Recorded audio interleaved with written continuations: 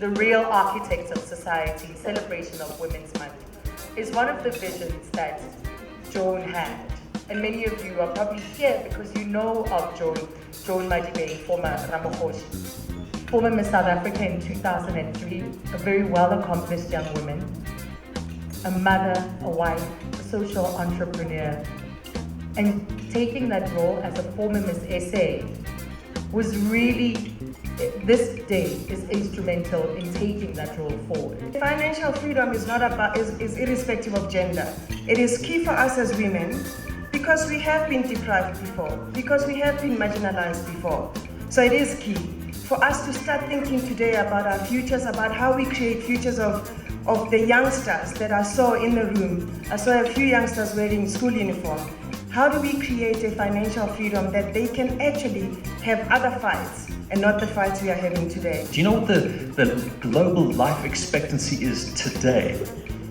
Any guesses? It ranges from the Japanese, who live to about 83 on average, to those who live in Sierra Leone at about 47, and it averages out globally at 68. So the question you're probably asking yourself is, what about South Africa? Guys, you can click up on the screen if you don't mind. What about South Africa? What's our global life expectancy, or average life expectancy in this country? Depends what you read, but at the moment it's 52. Okay, so that's significant, because just as I glance over the audience, there are some of you here living on borrowed time. We want to be the best wife, we want to be the best CEO, we want to be the best mother, we want to be the best, we want to be the vixen, the best vixen in bed. But is that, in all of that, in all those roles, are we doing it to us? Are we doing it as ourselves? We walk around Soweto, Harankua, Menlyn, wherever, we see Joan looking hot and stylish, and we sometimes think we want to be like Joan. We can't be like Joan. God made one Joan. God made Joan with strengths and weaknesses, gave her a purpose, and only Joan can do Joan the way she's supposed to be. And I learned that life is really about doors. One door shuts, another one opens. It's how you shut the door and how you open the next one that's going to make a difference in your life. I tend to slam the door shut. Hopefully there's a foot stuck in the door somewhere. Not really. But I always say to ladies, or to anyone, is when you shut that door, make sure all the baggage is behind it. Please, girls, don't drag it along with you. It gets heavier and heavier.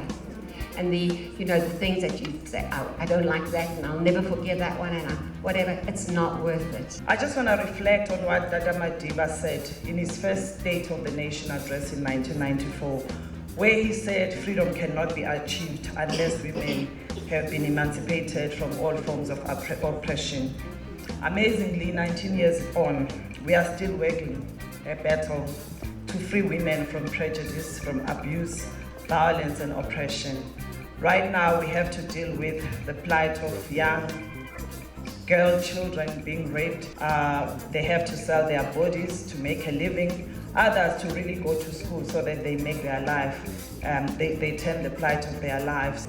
As I was growing up, being shaped by the environment in our country,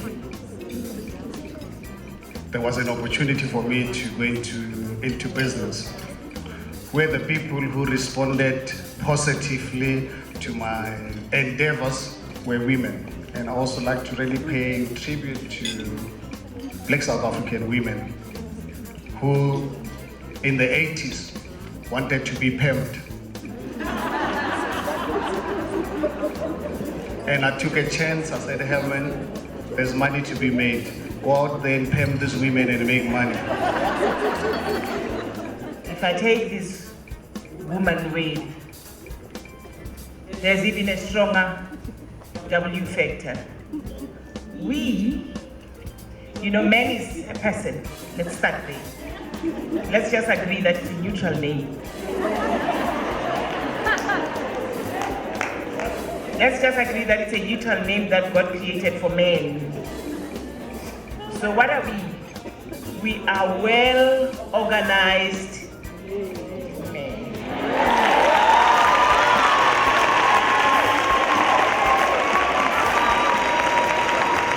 Hold somebody's hand.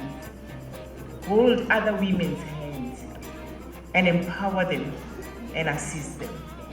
Be the one who takes under her wing or under your wing, who mentors her, who introduces her to your net worth. Take her to walkabouts like this, pay a ticket for her so that she can be exposed.